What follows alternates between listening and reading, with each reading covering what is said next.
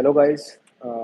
My name is Himanshu N Singh और मैं भारतीय विदेश सेवा के अंदर काम कर रहा हूँ और अभी मैं G20 सेक्रेटेरिएट के अंदर as an under secretary G20 logistics posted हूँ। तो मुझे ये यूपीएससी टाइम ने एक्चुअली मेरे को पूछा काफ़ी। उन्होंने मेरे को बोला कि जैसे कि आप सब जानते हैं कि प्रीलिम्स पास आ रहा है, तो आपके कुछ क्वेश्चंस होते हैं, कुछ एस्पिरेंट्स के क्वेश्चंस होते हैं जिनको वो चाहते थे कि मैं आंसर करूँ। तो अभी मैं आपको जो है हमारा सेशन है, ये सेशन रहेगा रिगार्डिंग किस कैसे आप सिविल सर्विसेज को प्रिपेयर कर सकते हैं और मेरी स्ट्रेटजी क्या रही है और या मेरी जर्नी कैसे रही है। तो पहले मैं आपको स्टार्ट करूँगा मेरे इंट्रोडक्शन से। जैसे कि मैंने बताया, मेरा नाम हिमांशु एन सिंह है। मैं बेसिकली बिलोंग करता हूँ हिसार हरियाणा से। और इससे पहले मेरी जो एजुकेशन रही है वो मेरी स्कूलिंग रही है Saint Mary school convent school Hisar से।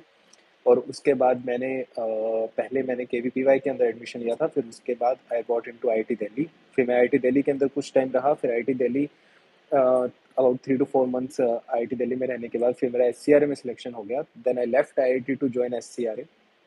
फिर 4 साल एससीआरए की ट्रेनिंग होने के बाद I got like after graduating from SCRA, then I started preparing for civil services. So I started preparing for civil services in around October 2018 and gave my prelims in June 2019. So I had around 8 months to prepare for civil services. तो मेरे पास 8 महीने थे civil services की तैयारी के लिए। तो अब उन 8 महीने में मैंने किस तरह से प्रिपेयर किया, क्योंकि जब मैंने प्रिपरेशन स्टार्ट की थी तब मुझे एकदम, आप यूँ मान लीजिए कि देखो, बेसिक्स भी नहीं आते थे सोशल साइंसेज के। मुझे ये भी नहीं पता था कि लोकसभा या राज्यसभा भी मुझे नहीं पता था। तो फिर उसके बाद मैंने जब तैयारी स्टार्ट की, जब मैंने पढ़ना शुरू किया, तो मैंने ये चीज़ पे फोकस किया कि जो मेरा पहला जो फोकस होना चाहिए वो फोकस होना चाहिए कि मेरे को किस तरह से प्रीलिम्स क्रैक करना है। क्योंकि मेरे को हमेशा से ये लगता था कि अगर मुझे प्रीलिम्स क्रैक होगा तभी मुझे मेंस देने का मौका मिलेगा।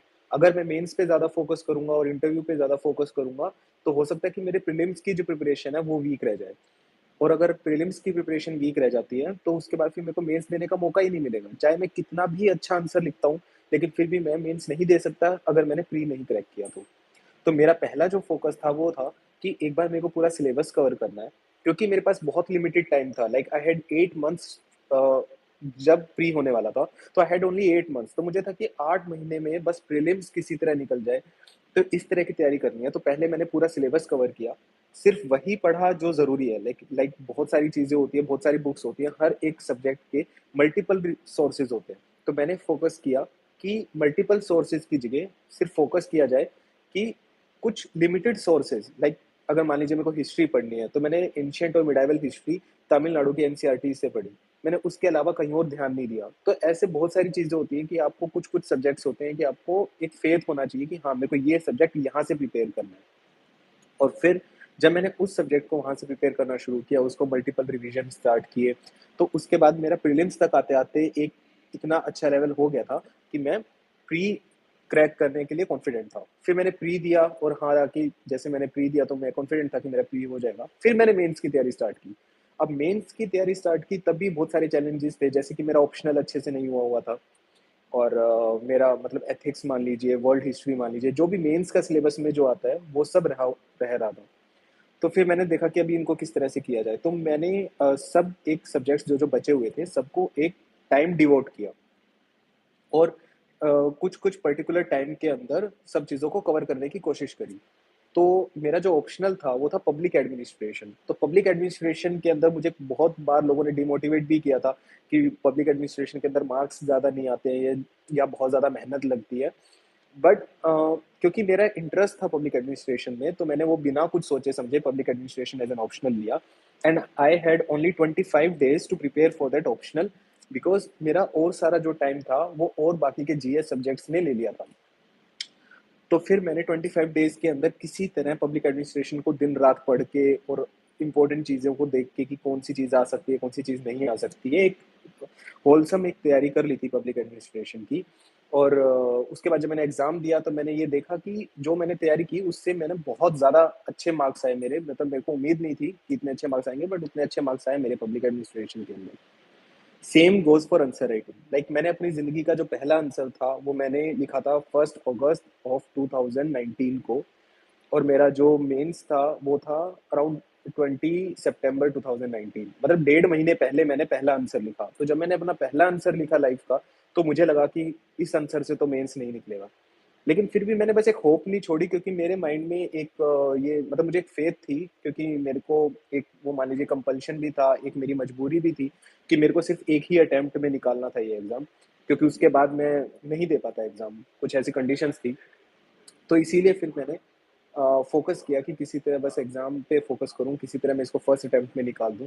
तो मैंने फिर आंसर राइटिंग जैसे पहले के 5-6 टेस्ट लिखे, तो उसमें मैंने बस फोकस इस चीज पे रखा कि एक ऑर्गेनाइज स्ट्रक्चर होना चाहिए, लाइक इंट्रोडक्शन, बॉडी और कंक्लूजन। उसके बाद मैंने ये नहीं देखा कि इंट्रोडक्शन, बॉडी, कंक्लूजन के अलावा मतलब लाइक मैं क्या लिख रहा हूँ, कैसे लिख रहा हूँ, कैसे फॉर्मेशन है, क्या डायग्राम्स यूज कर रहा हूँ, चार्ट्स यूज कर रहा हूँ, वो सब पे मैंने ध्यान नहीं दिया।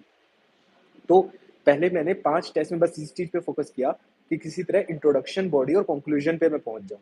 तो जैसे ही मैंने इंट्रोडक्शन, बॉडी, कंक्लूजन मैंने परफेक्ट परफेक्ट किया, उसके बाद इंट्रोडक्शन, बॉडी, कंक्लूजन परफेक्ट करने के बाद फिर मैंने फोकस किया कि अब मेरा इंट्रोडक्शन, बॉडी, कंक्लूजन हो चुका है, तो अब मैं फोकस करता हूँ कि इसके अंदर मल्टी डायमेंशनल आंसर कैसे लिखना है, बैलेंस्ड अप्रोच कैसे लिखनी है। तो मैंने बहुत सारे dimensions like political, economical, social, technological, environmental, legal, ऐसे बहुत सारे डायमेंशंस को इनकॉर्पोरेट करने लगा अपने आंसर्स के अंदर। तो जब मैंने इन सब डायमेंशंस को इनकॉर्पोरेट किया अपने आंसर्स के अंदर, तो उसके बाद मैंने फोकस किया कि अब बैलेंस्ड अप्रोच कैसे हो, लाइक प्रोज एंड कॉन्स लिखनी है तो बैलेंस्ड अप्रोच रखनी है, कि कोई भी एक्सट्रीम स्टैंड नहीं लेना है, इस चीज को ध्यान में रखते हुए। तो फिर मैंने मल्टी डायमेंशनल आंसर और बैलेंस्ड आंसर लिखने की कोशिश की। तो बाकी के जो 10 टेस्ट थे वो इस चीज पे फोकस किया मैंने। फिर अराउंड यूँ मान लीजिए 15 टू 20 टेस्ट के बाद मैंने फिर ट्राई किया कि कुछ डायग्राम्स बना लेता हूँ, कि कुछ डायग्राम्स बनाने की कोशिश करता हूँ। फिर मैंने डायग्राम्स वगैरह बनाए, और फिर डायग्राम्स थोड़े बहुत जैसे मैप्स बनाए, इंडिया का मैप बनाया या वर्ल्ड मैप बनाया, या कुछ डायग्राम्स बनाने की कोशिश की। तो वो डायग्राम भी मैंने लगभग लगभग सीख लिए थे अच्छे से बनाने। तो इतने में मेरा मेंस आ गया था। फिर मैंने मेंस दिया अपने पूरे उसके अंदर जो भी मैंने पोटेंशियल था, जो भी मैंने तैयारी की थी, वो सब सोच के मैंने फिर मेंस दिया। और जब एक बार मेंस खत्म हुआ, मेंस खत्म होने के बाद मेरे को मेंस, जैसे मैं प्रीलिम्स के बाद कॉन्फिडेंट था कि मेरा प्रीलिम्स हो जाएगा, ऐसे ही मैं मेंस के बाद मैं कॉन्फिडेंट था कि मेंस भी मेरे को लग रहा था कि हो जाएगा। तो फिर मैंने उसके बाद मैं थोड़ा रिलैक्स हुआ। उसके बाद मैंने अपना एस के अंदर जाके वापस ज्वाइन किया। उसके बाद मैं अपनी रेलवेज की ट्रेनिंग में था। तो उसके बाद जैसे कि इंटरव्यू कॉल आई, फिर मैंने इंटरव्यू दिया, और then I got through this exam, और मेरा फर्स्ट अटेम्प्ट के अंदर I landed in Indian Foreign Services. तो ये मेरी जर्नी थी बेसिकली। तो इससे पहले मान लीजिए कि मैंने केवीपीवाई दिया है, या जेई एडवांस दिया है, या एससीआरए का एग्जाम दिया है जो यूपीएससी ही कंडक्ट करती है, या सिविल सर्विसेज दिया है। तो ये सारे एग्जाम्स मैंने क्रैक किए अपने फर्स्ट अटेम्प्ट के अंदर। तो ऐसी क्या चीज़ें थी जो फर्स्ट अटेम्प्ट के अंदर मुझे, जिन्होंने इस चीज़ से हेल्प किया कि मैं फर्स्ट अटेम्प्ट में क्रैक कर सकूं, तो मैं वो सब एक एक करके आपको बताऊंगा आज इस सेशन के अंदर, कि ऐसी क्या क्या चीज़ें थी जिसकी वजह से मुझे हेल्प मिली है, जिसकी वजह से मतलब एक मैं मतलब कि I stood out of other aspirants. मतलब ऐसा क्या था कि मैं क्रैक कर पाया। तो मैं एक एक करके आपको वो सारी चीज़ें बताऊंगा। तो बेसिकली पहले कुछ क्वेश्चंस हैं जो मेरे को क्वेश्चंस आजकल एस्पिरेंट्स पूछते हैं, तो मैं वही पर उन क्वेश्चंस का आंसर दे देता हूँ। लाइक पहला जो सबसे इंपॉर्टेंट क्वेश्चन है कि what is the right time to start preparing. ये क्वेश्चन बहुत से लोग पूछते हैं, और बहुत बहुत इंपॉर्टेंट क्वेश्चन है, तो बहुत से लोगों को इसका आंसर नहीं पता है। तो मैं इसका पहले आंसर देना चाहूंगा कि जो राइट टाइम ऑफ प्रिपरेशन है वो है, या तो आप अपने फाइनल ईयर ऑफ ग्रेजुएशन में प्रिपेयर कीजिए, या ग्रेजुएट होने के बाद। जब तक आप अपने सेकंड ईयर में है ग्रेजुएशन के, like first year, second year या स्कूल टाइम, तो उस वक्त आपको फोकस करना चाहिए अपनी पर्सनैलिटी डेवलपमेंट पे, अपनी लाइफ जीने पे। आपको इन चीज़ों से, एक बार सिविल सर्विसेज को आप यूँ रखिए कि हाँ आपको सिविल सर्वेंट बनना है, लेकिन आप उसके लिए जो मेहनत करना चाहेंगे वो आपको करनी चाहिए अपनी फाइनल ईयर ऑफ ग्रेजुएशन के अंदर, या आफ्टर ग्रेजुएटिंग। उससे पहले आपको इतना ज़्यादा स्ट्रेस नहीं लेना चाहिए इस चीज़ का, because this exam requires around 1.5 year से लेकर 2 साल या 1 साल तक की प्रिपरेशन में ये एग्जाम क्रैक कर लेते हैं लोग। तो इसीलिए आपको फोकस ये रहना चाहिए कि जब तक आपका एग्जाम का पॉइंट टाइम नियर नहीं आ रहा, या प्रिपरेशन टाइम नियर नहीं आ रहा है, तब तक आप अपनी पर्सनैलिटी को ऐसे बनाएं, ताकि जब आप इंटरव्यू बोर्ड में जाएं तो आपकी पर्सनैलिटी ऐसी होनी चाहिए कि आपको मतलब देखते ही, या आपका जो बात करने का तरीका होना चाहिए वो ऐसा होना चाहिए कि हाँ ठीक है, इंटरव्यू बोर्ड को ये लगना चाहिए कि हाँ मतलब कि मतलब आपके अंदर एक पोटेंशियल दिखना चाहिए, आपके अंदर एक सिविल सर्वेंट दिखना चाहिए। तो वो मतलब आपको इंटरव्यू में बहुत हेल्प करता है, क्योंकि पर्सनैलिटी टाइम के साथ बिल्ड होती है। आप यूँ नहीं कह सकते कि मैं आज ऐसा हूँ और मैं अगले साल जब तैयारी करने जाऊँगा, तो मेरी पर्सनैलिटी मैं एकदम चेंज कर दूँगा। तो पर्सनैलिटी धीरे-धीरे चेंज होती है। और दूसरी बात ये कि जैसे-जैसे आप एग्ज़ाम की प्रिपरेशन करेंगे, तो आपकी पर्सनैलिटी अपने आप बनती चली जाएगी। तो ऐसा कुछ नहीं है कि आपको सिविल सर्वेंट की तरह सोचना की आप यूँ सोचिए कि मैं एज़ अ सिविल सर्वेंट कैसे सोचूँगा? वो ऐसा करने की ज़रूरत नहीं है। जैसे-जैसे आप प्रिपेयर करेंगे, जैसे-जैसे आप एथिक्स पढ़ेंगे, हमारे सिलेबस की जैसे हिस्ट्री, पॉलिटिकल साइंस या इकोनॉमिक्स वगैरह पढ़ेंगे, आप समझेंगे चीज़ों को कैसे काम करती हैं, तो आपका अपने आप जो माइंड है, वो एक एडमिनिस्ट्रेटिव माइंड हो जाएगा। मतलब आप एज़ एन एडमिनिस्ट्रेटर सोचने लगेंगे इन प्रॉब्लम्स को। तो जैसे आप वैसे सोचने लगेंगे, तो अपने आप आपकी पर्सनैलिटी में वो चीज़ें इम्बाइब हो जाती हैं, और उसके बाद जब आप इंटरव्यू बोर्ड में बैठे होंगे, उसके बाद जब आप आंसर दे रहे होंगे, तो आपके आंसर्स के अंदर वो झलकता है कि हाँ, आप मतलब जानते हैं कि आप समझते हैं या आप में समझ है एडमिनिस्ट्रेशन की। तो ये है राइट टाइम, जैसे मैंने बताया, right time to prepare for civil services.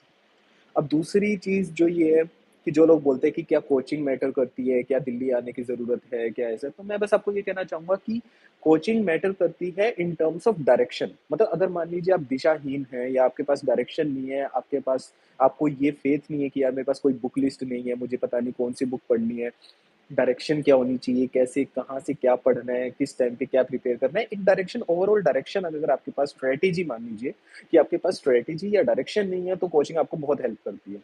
लेकिन अगर मान लीजिए आपके पास डायरेक्शन है, आपको पता है कि मेरे को इस तरह से तैयारी करनी है, मेरे को इस तरह से स्ट्रेटेजाइज़ करना है, तो उसके बाद मुझे नहीं लगता कि कोचिंग की ज़्यादा ज़रूरत पड़ती है। मतलब कि आपको, क्योंकि जो कोचिंग के जो पढ़ाया जाता है, वो आप बेसिकली अपने बाय सेल्फ स्टडी भी कर सकते हैं, लेकिन जो सबसे इम्पोर्टेंट चीज़ है, वो है डिसिप्लिन और मान लीजिए आपकी स्ट्रैटेजी। तो ये दो चीज़ें हैं, ये चीज़ें के लिए लोग कोचिंग पे जाते हैं, और कोचिंग उसके अंदर बहुत हेल्पफुल होती है।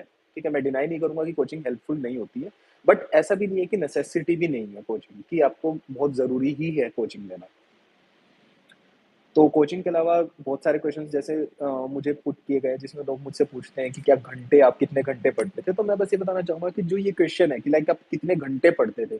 तो बस आपको ये कहना चाहूँगा कि घंटे कभी भी मैटर नहीं करते। लाइक मैं अगर अपना पर्सनल एग्जांपल लेता हूँ, तो मैंने अपने पर्सनल लाइफ के अंदर, मान लीजिए जब मैंने केवीक्यू का एग्जाम दिया था, या आईआईटी का एग्जाम दिया, या एससीआरए का, या सिविल सर्विसेज का, तो कभी भी मैंने एकदम स्ट्रेस एनवायरनमेंट के अंदर तैयारी नहीं करी। मतलब कभी भी मैंने ऐसा नहीं किया कि मैंने सोशल मीडिया यूज़ करना बंद किया हो, या कभी मैंने ऐसा नहीं किया कि मैंने दोस्तों से मिल नहीं रहा हूँ, फैमिली गैदरिंग्स में नहीं जा रहा हूँ। तो I used to enjoy my life. मेरा आइडिया हमेशा से ये रहा है कि आप बहुत सक्सेसफुल होइए, आप बहुत पढ़िए, आप बहुत ज़्यादा अचीव कीजिए अपनी लाइफ में, लेकिन आप उन चीज़ों को अचीव करने के चक्कर में आप अपनी लाइफ जीना ना भूलें।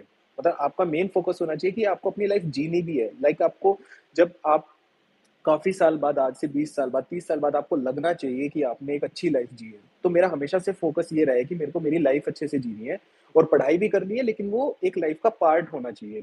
पूरी ज़िंदगी मेरे को ऐसा नहीं चाहिए कि मैं पूरी ज़िंदगी सिर्फ़ पढ़ ही रहा था। तो इसीलिए मैंने बचपन से कभी भी इतना ज़्यादा लोड लेकर, या मान लीजिए इतना ज़्यादा स्ट्रेस लेकर कभी पढ़ाई नहीं करी, because I like to study. मुझे पढ़ना अच्छा लगता है, मुझे मतलब I like to read a lot, तो इसीलिए अ, मुझे प्रिपरेशन में या मान लीजिए पढ़ते हुए अच्छा लगता था।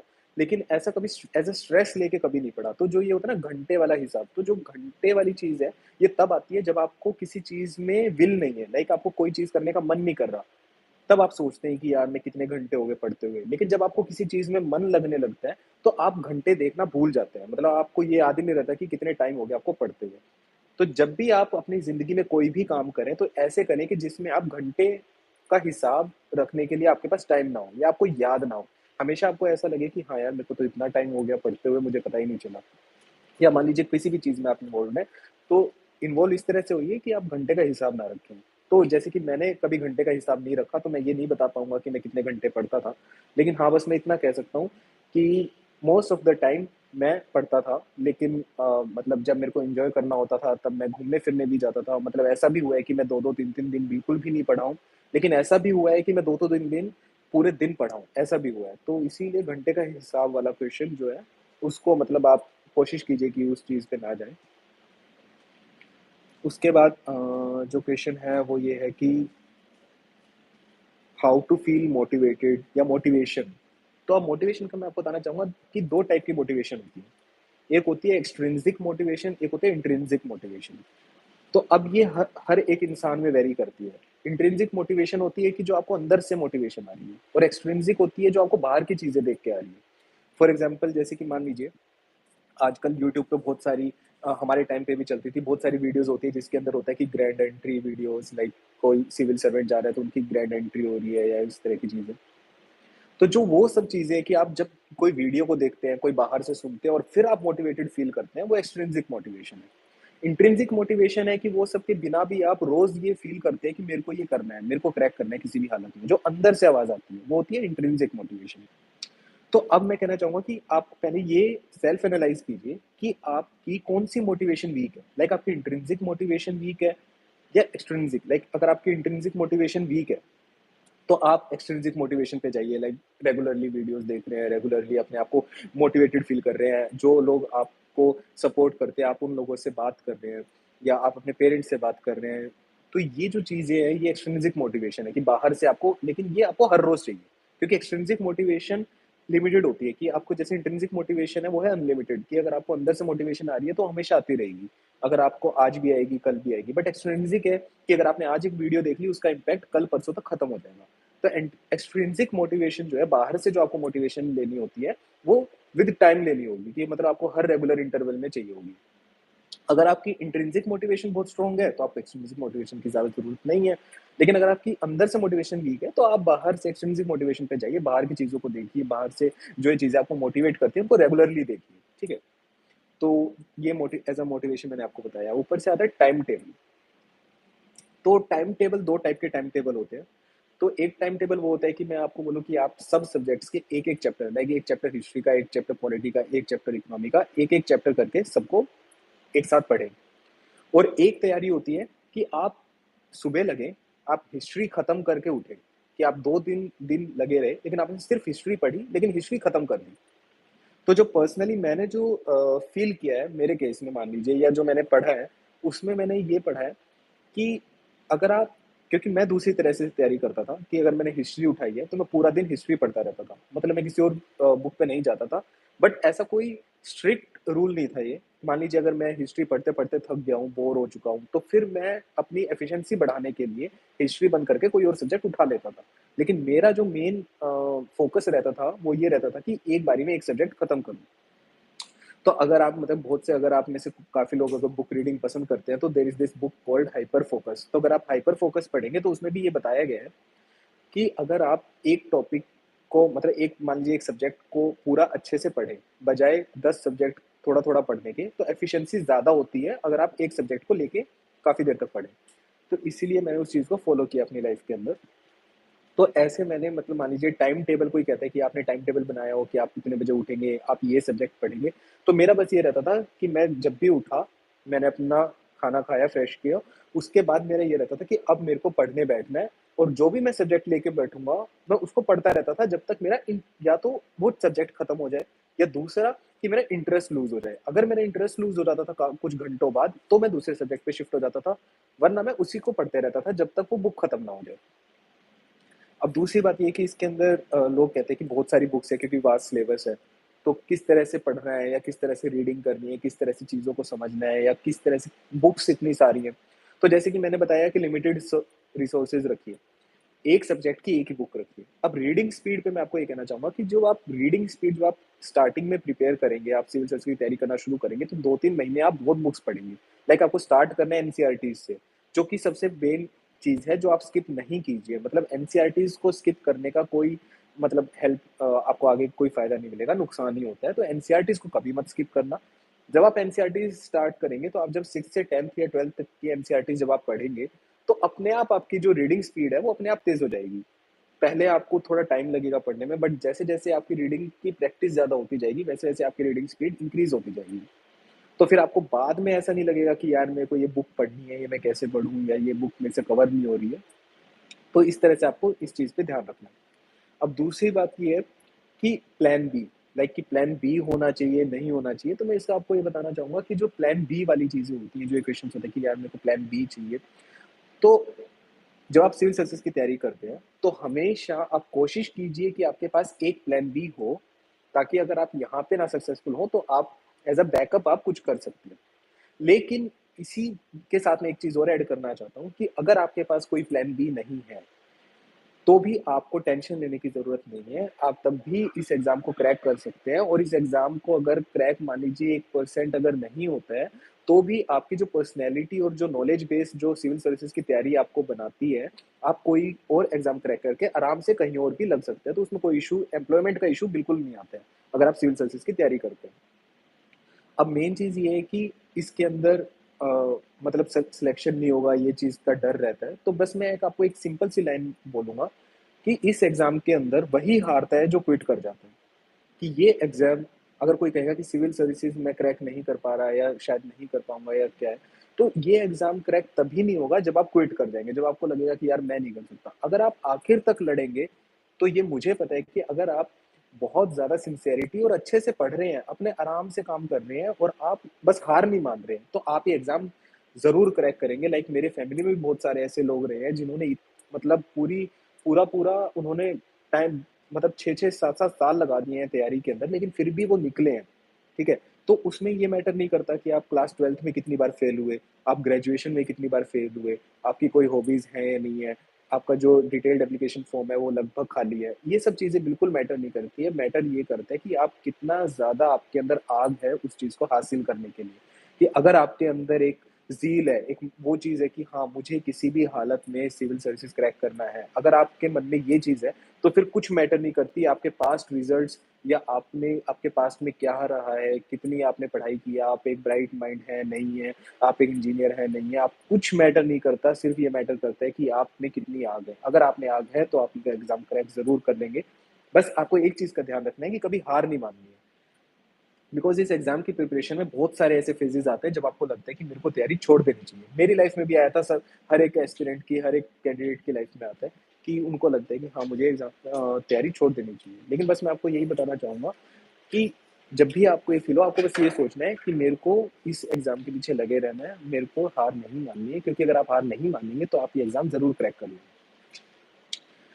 उसके बाद अब आएगा कि तैयारी की स्ट्रेटेजी मतलब किस तरह से मेंस कैसे लिखना है, ऐसे कैसे लिखना है। तो जैसे कि मैं आपको बता दूं कि जो पहला पेपर होता है ऐसे, तो ऐसे का मैं आपको ये बोलूंगा कि जैसे ही आप सिलेबस कवर करेंगे, आप GS 1 पढ़ेंगे, GS 2 पढ़ेंगे, GS 3 पढ़ेंगे, GS 4 पढ़ेंगे। तो जब आप ये GS 4 तक आप जाएंगे तो आपकी जो तैयारी है ना वो ऑलरेडी हो चुकी होगी ऐसे की। तो ऐसे की कोई स्पेशल तैयारी नहीं होती है। आप बस GS 1, GS 2, GS 3, GS 4 जो इन 4 सब्जेक्ट्स में आपने जो पढ़ा होता है जीएस के पेपरों में, आप वही ऐसे के अंदर लिख के आते हैं और उसी के बेसिस पे आपको मार्क्स मिलते हैं। तो ऐसे के अंदर कोई स्पेशल तैयारी कुछ नहीं होती, बस एक स्ट्रक्चर का होता है कि आप एक माइंड में सोच के चलते हैं कि इस तरह का मेरे को स्ट्रक्चर रखना है ऐसे के अंदर, ये चीज़ें मैं इंक्लूड कर सकता हूँ। तो आप बस ये चीज़ें ऐसे की तैयारी कीजिए और ऊपर से ऐसे के अंदर हमेशा कुछ ना कुछ कॉमन टॉपिक्स होते हैं। लाइक वुमेन के ऊपर होता है, चाइल्ड के ऊपर होता है, अंडर प्रिविलेज के ऊपर होता है, एजुकेशन पे होता है, हेल्थ पे होता है। ऐसे कुछ कुछ कॉमन टॉपिक्स हैं जो हर साल आते हैं। आप बस उन टॉपिक्स को पहले से तैयार कर लीजिए ऐसे के पेपर से पहले, कि जैसे आपका पेपर है उससे पहले आप इन टॉपिक्स के ऊपर लिख लीजिए कि मेरे को इस तरह से इसको स्ट्रक्चर करना है, ये डायमेंशन इसमें कवर करने हैं, ये डायमेंशंस कवर करने के बाद इस तरह से मेरे को ऐसे का पेपर लिख के आना है। डायमेंशंस भी बहुत सारे होते हैं, like political, economical, social, technological, जैसे मैंने बताया। कुछ टेम्पोरल डायमेंशन होते हैं, कुछ टाइम के बेसिस पे डायमेंशंस होते हैं, कुछ करंट अफेयर्स के बेसिस पे डायमेंशंस होते हैं। तो ऐसे बहुत सारे डायमेंशन होंगे। आप कोशिश कीजिए ज़्यादा से ज़्यादा डायमेंशन आप कवर करें और ऐसे को स्मूथ रखें, ऐसे को एज एन आंसर ना रखें। ऐसे को ऐसा स्मूथ रखना चाहिए कि जब इंसान आपको ऐसे रीड कर रहा है तो एक पैराग्राफ से दूसरा पैराग्राफ कोई एब्रप्ट ट्रांजिशन नहीं होना चाहिए, एक स्मूथ ट्रांजिशन होना चाहिए कि पहले पैराग्राफ से दूसरे पैराग्राफ पे शिफ्ट करते हुए यूँ ना लगे कि यार एकदम से क्या आ गया, मतलब मैं अभी कुछ और पढ़ रहा था और अभी एकदम से मूड चेंज हो गया। ऐसा ना हो, एक फ्लो के साथ लिखिए। तो ये ऐसे की तैयारी, जैसे मैं ऐसे के लिए कोई अलग से तैयारी करने की जरूरत नहीं है। जो आप GS 1, 2, 3, 4 में पढ़ते हैं वही आपके ऐसे में आते हैं। और जो एक इसकी बुक लिस्ट है, like GS 1, GS 2, GS 3, GS 4, और जो भी बुक लिस्ट है, ये बुक लिस्ट मैंने अपने इंस्टाग्राम हैंडल हिमांशु IFS पे शेयर की हुई है। अगर आपको बुक लिस्ट या रिगार्डिंग स्ट्रेटेजी किसी भी एग्जाम की कुछ भी जाननी है तो आप वहाँ पे देख सकते हैं। और इसके अलावा जो दूसरा क्वेश्चन जैसे कोचिंग वाला हो गया, करंट अफेयर्स की प्रिपरेशन कैसे करनी है, तो करंट अफेयर्स का मैं कहूँगा कि न्यूज़पेपर को स्किप नहीं करना है। बहुत से लोग होते हैं जो न्यूज़पेपर को स्किप कर देते हैं, तो न्यूज़पेपर को स्किप नहीं करना है। There is no alternative to newspaper और एनसीईआरटीज, इन दो का कोई ऑल्टरनेटिव नहीं है, ये दो करनी ही करनी पड़ेंगी। पर अगर मान लीजिए आपका न्यूज़पेपर रह गया, मान लीजिए आपका न्यूज़पेपर 1 महीने का स्किप हो गया, तो उसमें घबराने की बात नहीं है। देखो इस एग्ज़ाम में कुछ भी हो जाए ना, घबराने की बात तो बिल्कुल नहीं है। हर एक पॉइंट से आप रिकवर कर सकते हैं। लाइक आप मेरा ही केस ले लीजिए कि मेरे को 8 मंथ्स थे प्रिपेयर करने के लिए। मेरे पास 25 डेज़ थे ऑप्शनल प्रिपेयर करने के लिए। मेरे पास यूँ मान लीजिए कि आंसर राइटिंग मैंने 1 महीना, डेढ़ महीना पहले की थी। अब ये सब चीज़ें सोच के तो मैं भी सोच सकता हूँ कि यार अब मैं तो इतनी कॉम्प्लिकेटेड सिचुएशन में हूँ, मैं तो कभी नहीं मैंने आज तक आंसर नहीं लिखा, ऑप्शनल 25 डेज़ में कैसे करूँगा? वर्ल्ड हिस्ट्री नहीं पढ़ा, एथिक्स नहीं पढ़ा और प्री कैसे निकालूँगा? 8 महीने की तैयारी है, कुछ भी नहीं आता। लेकिन मेरे को ये पता था कि कोई भी चीज़ कन्वेंशनल नहीं है। लाइक ऐसा कुछ नहीं है कि कोई एक रूल है, कुछ ऐसा नहीं है कि आपको ये इसी तरीके से करेंगे तो ही क्रैक कर पाएँगे। मान लें कोई ऐसा कोई रूल नहीं है कि अगर आप ये पढ़ रहे हैं कि आपको ये लग रहा है कि हाँ, मतलब मैं अगर ये न्यूज़पेपर पढ़ रहा हूँ इस तरह से या मान लीजिए 1 साल की तैयारी ज़रूरी है। तो ऐसा कुछ कोई रूल नहीं होता है, कोई कन्वेंशन नहीं होता है। हमेशा आपका काम होना चाहिए कि आपको अपने पोटेंशियल को हमेशा ब्रीच करना है। हमेशा ऐसा होना चाहिए कि जो आज तक किसी ने नहीं किया वो करके दिखाना है। तो जब आप ये मानसिकता के साथ एग्ज़ाम की तैयारी में उतरते हैं कि जो आज तक कभी नहीं हुआ मुझे वो करना है या मेरे को आज ये एग्ज़ाम क्रैक करके दिखाना है, कि चाहे बेशक सारी चीज़ें मेरे अगेंस्ट हो लेकिन फिर भी मैं ये एग्ज़ाम क्रैक करके दिखाऊँगा। अगर आप इस चीज़ को मतलब इसको दृढ़ निश्चय की तरह लेकर और इस चीज़ के साथ आगे बढ़ते हैं, तो आप आराम से एग्ज़ाम क्रैक कर सकते हैं। तो इसीलिए घबराना बिल्कुल नहीं है इस एग्ज़ाम के अंदर। अब जैसे मैंने बताया जिस टॉपिक पे मैं था कि न्यूज़पेपर मान लीजिए आपका छूट गया है, तो आपको उस चीज़ में घबराने की ज़रूरत नहीं है कि अब मैं इस न्यूज़पेपर को छूट गया तो इस न्यूज़पेपर को मेरे को कैसे करना है। तो इसका एक सिंपल सा फंडा है, मान लीजिए आपका 1 महीने का न्यूज़पेपर रह गया, मान लीजिए मेरा कल तक का न्यूज़पेपर और पिछले 1 महीने का न्यूज़पेपर मैंने नहीं पढ़ा हुआ है। मैं आज से स्टार्ट करता हूँ पढ़ना, तो आप एक काम कीजिए, आप दिन के सिर्फ़ 2 न्यूज़पेपर पढ़िए, एक आज का पढ़िए जो आपको रेगुलर पढ़ना है, जो करंट के साथ चलना है और एक न्यूज़पेपर आप कल का पढ़िए। लाइक एक पुराना पढ़िए, फिर उसके बाद जब आप अगले दिन का न्यूज़पेपर पढ़ेंगे, उसके साथ 2 दिन पुराना न्यूज़पेपर पढ़िए। तो मतलब आप एक नंबर लाइन जो होती है, कि नंबर लाइन आपने सबने जिन्होंने मैथ्स पढ़ी होगी उनको पता होगा कि एक नंबर लाइन होती है, कि यहाँ पॉजिटिव एक्स एक्सिस होती है, नेगेटिव एक्स एक्सिस होती है। तो आपको बस ये कोशिश करनी है कि पॉजिटिव एक्स एक्सिस से अगर आप एक न्यूज़पेपर पढ़ रहे हैं, तो एक नेगेटिव एक्स एक्सिस से पढ़ रहे हैं। तो मतलब आपको जितना ज़्यादा आप करंट के साथ चल रहे हैं और उतना पीछे का एक-एक न्यूज़पेपर उठाते रहिए और उसको अपने साथ पढ़ते रहिए। ये 2 चीज़ें मैंने बताया कि न्यूज़पेपर कैसे कवर करना है। अब तीसरी चीज़ जो है ये है कि करंट अफ़ेयर्स कैसे करना है, करंट अफ़ेयर्स कितने टाइम का करना है। तो करंट अफ़ेयर्स अगर आप 1 साल का करते हैं तो उतना इनफ होता है, 1 डेढ़ साल का इनफ होता है करंट अफ़ेयर, उससे ज़्यादा करंट अफ़ेयर्स करने की ज़रूरत नहीं होती है बेसिकली। अब उसके अलावा मैगज़ीन्स वगैरह, तो मैं कहूँगा अगर आप मैगज़ीन्स पढ़ रहे हैं, लाइक मंथली मैगज़ीन आपको पढ़नी ज़रूरी है। एक मंथली मैगज़ीन आपको ज़रूरी है पढ़नी। अगर आप एक मंथली मैगज़ीन पढ़ रहे हैं, 1 एंड हाफ ईयर्स के आपने न्यूज़पेपर पढ़े हैं, आपने मंथली मैगज़ीन पढ़ी है, तो उसके अलावा कोई दिक्कत नहीं है। मंथली मैगज़ीन एक इनफ होती है। ऐसा नहीं कि आप 2-3 मंथली मैगज़ीन ले आइए, लाइक बहुत से लोग होते हैं जो योजना भी पढ़ते हैं, कुरुक्षेत्र भी पढ़ते हैं, तो ऐसी बहुत सारी मैगज़ीन्स हैं, लेकिन ज़रूरी नहीं है ये सब पढ़ना। आप कोई एक मैगज़ीन उठाएँ, जिसके अंदर वो कंपाइलेशन होता है करंट अफ़ेयर्स का और आप बस उसको पढ़ें अपने न्यूज़पेपर के साथ। इतना बहुत है करंट अफ़ेयर्स के लिए। स्टैटिक के लिए मैंने बता दिया, बुक लिस्ट आप मेरे इंस्टाग्राम हैंडल पे मिल जाएगा आपको, यूट्यूब चैनल है मेरा हिमांशु एम सिंह आईएफएस, वहाँ पे भी एक वीडियो है, जिसके अंदर मैंने इस चीज़ से रिगार्डिंग डाला हुआ है। बुक लिस्ट वहाँ से मिल गया आपको। आपको स्टार्ट करना है एनसीईआरटी से स्टार्ट कीजिए, न्यूज़पेपर रेगुलरली पढ़िए। उसके बाद आप स्टैंडर्ड बुक्स पढ़िए। हर एक चीज़ का सिर्फ़ एक सोर्स रखिए और उसी को मल्टीपल रिवाइज़ कीजिए। अब जैसे मैंने रिवाइज़ बोला है, तो मैं आपको बताना चाहूँगा, अगर आप मुझसे पूछेंगे कि कोई गोल्डन एडवाइस या कोई भी ऐसी चीज़ जो आज तक मतलब मान लीजिए जो मैं यूँ कह सकूँ कि हाँ, ये चीज़ आपको हमेशा फ़ायदेमंद रहेगी, आपको फ़ायदा देगी, वो यही है कि आप रिविज़न कीजिए। अगर आप रिविज़न कर रहे हैं, अगर आप रिवीजन आपने मल्टीपल रिवीजन किया है, तो आप यूँ मान के चलिए कि आपका उतना सिलेक्शन के चांसेस बढ़ते जा रहे हैं। लाइक मैंने लक्ष्मीकांत के जो नोट्स बनाए थे, उसका रिवीजन अराउंड 45 या 60 टाइम्स, मतलब अराउंड 45 से 60 टाइम्स तक मैंने रिवीजन किया है, सिर्फ़ पॉलिटी का। तो मतलब ऐसे मैंने हर एक सब्जेक्ट का इतना मल्टीपल रिवीजन किया है। तो होता क्या है कि जब आप पहली बार रिवाइज़ करने जाएँगे, तो आपको बहुत टाइम लगेगा। लाइक आपने पहली बार पढ़ा लक्ष्मीकांत बुक को, तो आपको अराउंड मेरे को जैसे पहली बार लक्ष्मीकांत पढ़ने में अराउंड 7 दिन लग गए थे। फिर जब 7 दिन मैंने लक्ष्मीकांत बुक को पढ़ा, फिर उसके बाद मैंने दूसरी बार जब रिवीजन किया, तब मेरे को अराउंड 4 साढ़े 4 दिन लग गए थे। लेकिन जैसे-जैसे मैंने रिवीजन की अमाउंट बढ़ाई, लाइक मैंने तीसरी बार किया, चौथी बार किया, पाँचवीं बार किया, तो एक टाइम ऐसा आया जब मैं अराउंड आधे दिन के अंदर लक्ष्मीकांत को पढ़ लेता था जल्दी-जल्दी। तो वो क्यों हुआ? वो ऐसे हुआ कि मैंने रिवीजन बहुत किया। तो हमेशा ये फ़ोकस करना है कि रिसोर्सेज़ लिमिटेड रखो और रिवीजन मल्टीपल रखो। मान लीजिए कोई भी है, मान लीजिए हिस्ट्री है, तो उसका तमिलनाडु की एनसीईआरटी जैसे मैंने पढ़ी है, तो उसका भी मैंने मल्टीपल रिवीजन किया। लाइक 10 बार, 15 बार, 20 बार आप उसको इतनी बार रिवाइज़ करो कि एक तो आपकी रिवीजन की स्पीड बढ़ जाए, एक आप उसका रिवाइज़ जल्दी-जल्दी कर पाएँ और आपके मतलब क्या था आपको याद रहने लगे। तो आपको रिवीजन इज़ द की, मतलब आपको सिर्फ रिवीजन पे फ़ोकस करना है। ये 2-3 चीज़ें जैसे मैंने आपको बताई। अब आता है सीसैट की तैयारी पे। अब जैसे प्रीलिम्स होता है, तो प्रीलिम्स में आपका एक जीएस होगा, एक सीसैट होगा। तो आपको सीसैट पे फ़ोकस कैसे करना है? तो सीसैट पे फ़ोकस करना सिंपल है। आपको सीसैट के अंदर बस इतना करना है कि आपको आरएस अग्रवाल या ऐसे कोई भी क्वांटिटेटिव एप्टीट्यूड की कोई भी बुक आती है, आप कोई भी क्वांटिटेटिव एप्टीट्यूड की बुक लीजिए या आप प्रीवियस ईयर क्वेश्चंस जो होते हैं सीसैट के, आप वो कर लीजिए। आप ये 2 चीज़ें कर लीजिए और इन 2 चीज़ों के बेसिस पे आपका सी सेट की तैयारी हो जाती है। वैसे जो सबसे बेस्ट तरीका रहता है वो यही रहता है कि आप कुछ मैगज़ीन वगैरह कोई एक बहुत सारी छोटी मैगज़ीन्स या मान लीजिए पतली-पतली मैगज़ीन्स मिलती हैं मार्केट के अंदर। कोई भी पतली मैगज़ीन जो सी सेट की तैयारी के लिए मिलती है, आप उसको लेके आइए। उस सी सेट को पढ़िए आप और उस सी सेट की मैगज़ीन के साथ-साथ आप प्रीवियस ईयर क्वेश्चंस पे भी फ़ोकस कीजिए और प्रीवियस ईयर क्वेश्चंस अराउंड 10 साल के बहुत है।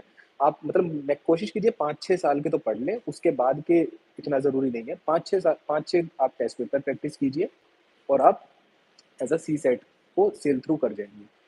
अब इसके अलावा जो एक चीज़ है जिसके ऊपर बहुत कम लोग फ़ोकस करते हैं, वो मैं बताना चाहूँगा लाइक आपका कोई लैंग्वेज के एग्ज़ाम होता है, जैसे like part A and part B. तो पार्ट ए के अंदर आप एक लैंग्वेज लेते हैं, जो भी इंग्लिश या जो भी, और एक आप एक 8 शेड्यूल में से जो लैंग्वेजेज़ होते हैं, उनमें से एक और लैंग्वेज चूज़ करते हैं। अब कुछ इस लैंग्वेज एग्ज़ाम को बहुत लाइटली लेके चलते हैं क्योंकि ये क्वालीफाइंग है। लेकिन मैं आपको बता दूँ कि लैंग्वेज के भी एटलीस्ट 2-3 टेस्ट ज़रूर दे देना, बिकॉज़ बहुत सारे मैंने ऐसे लोग देखे हैं जो लैंग्वेज एग्ज़ाम क्वालीफाई नहीं हुआ या सीसेट क्वालीफाई नहीं हुआ, उसकी वजह से रेस से बाहर हुए।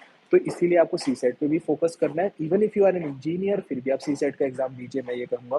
अगर आप अ, उस लैंग्वेज को जब आपका लैंग्वेज एग्जाम है मेंस का क्वालिफाइंग एग्जाम, उसमें भी आपको लगता है कि यार मेरे को तो बहुत अच्छे से पढ़ लेते हैं, मैंने हिंदी बहुत पढ़ी हुई है 10th तक या ऐसा, या कोई भी लैंग्वेज जो आपने ली है, फिर भी आप उसको प्रैक्टिस ज़रूर कीजिए।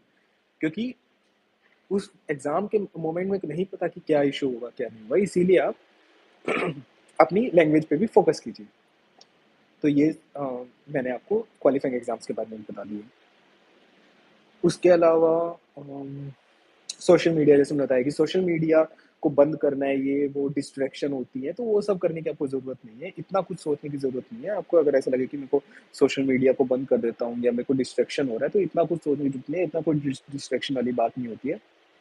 आप आराम से कंटिन्यू कर सकते हैं सोशल मीडिया को या किसी भी चीज़ को, बस फ़र्क इतना है कि आपकी प्रिपरेशन पे नेगेटिवली इम्पैक्ट ना करे। कोई भी चीज़ अगर आपकी प्रिपरेशन पे नेगेटिवली इम्पैक्ट करती है, तो आपको उसको बंद करना है, और कोई भी चीज़ जो आपकी प्रिपरेशन को पॉजिटिवली इम्पैक्ट कर रही है, उसको आपको कंटिन्यू करना है। अब आपके ऊपर है कि अगर बहुत सारे क्वेश्चन बच्चे होते हैं जो ये बोलते हैं कि सर रिलेशनशिप्स वगैरह के रिलेशनशिप्स को हम लेके चले या नहीं लेके चले, तो जैसे कि मैं हमेशा कहता हूँ कि लाइक मेरा भी ऐसा रहा है कि रिलेशनशिप को मैं साथ लेके चला हूँ। तो जो रिलेशनशिप है, ज़रूरी नहीं है कि वो आपके लिए नेगेटिवली आपको इम्पैक्ट करे, ऐसा ज़रूरी नहीं है। आपको पॉजिटिवली भी इम्पैक्ट करती है कई बार रिलेशनशिप्स। लाइक मेरा जब था, मेरा 12-13 साल का रिलेशनशिप था, और मेरी ऐसी कंडीशंस थी कि मेरे को फॉरेन सर्विस निकालना था ताकि मेरी मैरिज हो सके, जिनसे मैं चाहता था करना। तो उस रिलेशनशिप ने मेरे को पॉजिटिवली मोटिवेट किया, मतलब उसने मेरे को किया कि हाँ, मतलब मैं दिन में अगर 5-10 मिनट भी बात कर रहा हूँ, लेकिन उसके अलावा पूरा टाइम मैं प्रिपेयर करता था। तो ये मेरे को पता चला, ये मेरे को रियलाइज हुआ, क्योंकि ये चीज़ मेरे को फोर्स कर रही थी सिविल सर्विसेज के थ्रू। तो ये चीज़ मेरे लिए बहुत पॉजिटिव थी। तो ऐसे ही आप ये देखिए कि कोई भी चीज़ है आपके लिए पॉजिटिव है या नेगेटिव है। अगर पॉजिटिव है तो आप उसको कंटिन्यू रखिए, अगर कोई चीज़ आपको नेगेटिवली इम्पैक्ट करती है तो आप उसको डिसकंटिन्यू कर दीजिए, थोड़ा ब्रेक ले लीजिए। तो बेसिकली ये पूरा प्रिपरेशन से रिगार्डिंग मैंने आपको बता दिया है कि मैंने किस तरह से तैयारी की, मेरी जर्नी किस तरह से रही है और किस तरह से आइडियल एक जर्नी किस तरह से रहनी चाहिए, और रिवीजन के ऊपर भी मैंने आपको बता दिया है। तो ये मैंने कोशिश करी है मैक्सिमम चीज़ों को इस सेशन के अंदर इनकॉर्पोरेट करने के लिए, और ताकि सेशन भी ज़्यादा बड़ा ना रहे, क्योंकि ज़्यादा बड़ा रहता है तो इस सेशन में थोड़ा-सा बोरियत आने लगती है, तो इसीलिए मैंने कोशिश की है कि सेशन को थोड़ा छोटा ही रखूँ। तो इसके अलावा जो भी अगर आपको डाउट्स होते हैं, या इसके अलावा जो भी आपको सेशन से रिगार्डिंग कुछ और आपका यूँ है कि मैं 1-2 सेशन और लूँ या ऐसा कुछ, तो उसके लिए मैं एक अलग से एक वीडियो, मेरा जो चैनल है मैंने बताया Himanshu M Singh IFS YouTube channel जो मेरा है, आप उस यूट्यूब चैनल को फॉलो कर सकते हैं। या आप इंस्टाग्राम पे हिमांशु एम सिंह आईएफएस या हिमांशु_आईएफएस पे आप मुझे फॉलो कर सकते हैं। उसके ऊपर मैं रेगुलरली अपने सेशंस की अपडेट्स, या मान लीजिए रेगुलर क्यू एंड ए या ये सब लेता रहता हूँ, जिससे आप एज एन एस्पिरेंट आपको हेल्प कर सके वो चीज़ें। तो इसीलिए बस मैं आपको ये कहना चाहूँगा कि all the best for the upcoming prelims.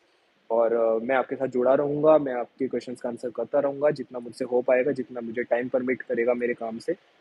तो it was a very great interaction with you all. So I just hope you all the best. Take care. Bye bye.